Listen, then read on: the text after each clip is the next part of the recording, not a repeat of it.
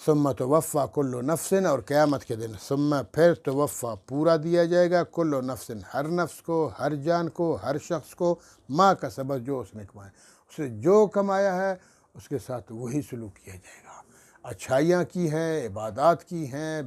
بھلائیاں کی ہیں تو اسی طرح اس کو اجر ملتا رہے گا، اور اگر اس نے برائیاں کی ہے، دھوکہ دیا ہے، جھوٹ بولا ہے، غیبت کی ہے، لوگوں کے حقوق کھا چکا ہے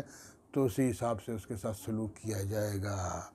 وَهُمْ لَا يُظْلَمُونَ، اور ان کے ساتھ ظلم نہیں ہوگا، ان پر ظلم نہیں ہوگا، قیامت کے دن کسی پر ظلم نہیں ہوگا۔ اچھائی کرنے والے کو اچھائی کا صلہ ملے گا، برائی کرنے والے کو برائی کا صلہ ملے گا، کیونکہ رب العالمین انصاف والا ہے، وہ کسی کے ساتھ ظلم نہیں فرماتا۔ افمن اتبع رضوان اللہ، کیا ایسا ہو سکتا ہے؟ سوال یہ ہے، کیا من اتبع، کیا برابر ہو سکتے ہیں من وہ شخص، اتبع جس نے اتباع کی، رضوان اللہ اللہ کی رضا، اللہ کی رضوان جمع ہے رضا کی، یعنی جو جن اعمال میں اللہ کی رضا شامل حال ہے، یعنی جن عبادات، جن احکامات سے اللہ رب العالمین خوش ہوتے ہیں، جن اعمال کو، افعال کو اللہ محبوب فرماتے ہیں، پسند فرماتے ہیں، کچھ لوگوں نے یہی کام کیے جن میں اللہ کی رضا پوشیدہ ہے۔ کمن، کیا ہو سکتا ہے اس طرح؟ کمن جیسا کہ با مول لیا ہو دوسرے شخص نے، بسخط من اللہ، اللہ کی ناراضگی، ایک شخص نے اللہ کی رضامندی کے مطابق اپنی زندگی گزاری ہے، اور دوسرے شخص کے نے اللہ کی نافرمانی، اللہ کے قہر و غضب مول لینے والی چیزوں پر زندگی گزار دی ہے، تو کیا یہ دونوں برابر ہو سکتے ہیں؟ کبھی نہیں ہو سکتے ہیں، بلکہ فرمایا وَمَأْوَاهُ جہنم، ایسے بندے کا تو پھر ٹھکانہ جہنم ہے، وَبِئْسَ الْمَصِيرُ، اور وہ تو بہت برا ٹھکانہ ہے، اور بئس بہت برا، مصیر ٹھکانہ، جہنم بہت برا ٹھکانہ ہے۔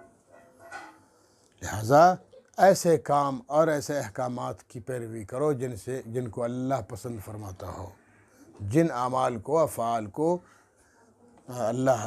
پسند نہ فرماتا ہو، اللہ کی ناراضگی کے باعث ہوں، ان کے پیچھے نہ چلو۔ ہم درجات عند اللہ، اور پھر فرمایا وہاں درجات ہوں گے اللہ کے نزدیک، وہ جو جنتی جنت میں جائیں گے ان کے درجات ہوں گے، جہنمی جہنم میں جائیں گے ان کے درجات ہوں گے۔ مختلف طبقے ہیں، جہنم 7 ہیں، 7 طبقے ہیں، ایک دوسرے سے بڑھ کر ہیں، تو ادھر بھی لوگ مختلف درجات رکھتے ہوں گے، کوئی بہت بڑا جہنمی ہے، کوئی درمیانے جہنمی ہے، کوئی چھوٹا جہنمی ہے۔ سب سے اوپر کی جہنم ہے، اللہ معاف فرمائے، وہ تو سب سے کم درجے کی ہے، اس سے نیچے والی اس سے زیادہ سخت ہے، تیسرے نمبر والی جہنم اس سے زیادہ سخت ہے، اس سے چوتھی پھر زیادہ سخت، پانچویں اس سے زیادہ سخت، چھٹی اس سے زیادہ سخت، اور سب سے زیادہ اسفل السافلین ہے منافقوں کے بارے میں ہے کہ وہ اسفل السافلین میں گریں گے۔ اور اسی طرح جنتیں 8 ہیں، 8 درجات ہیں جنت کی، ماشاءاللہ۔ اور پھر ان لوگوں کے پھر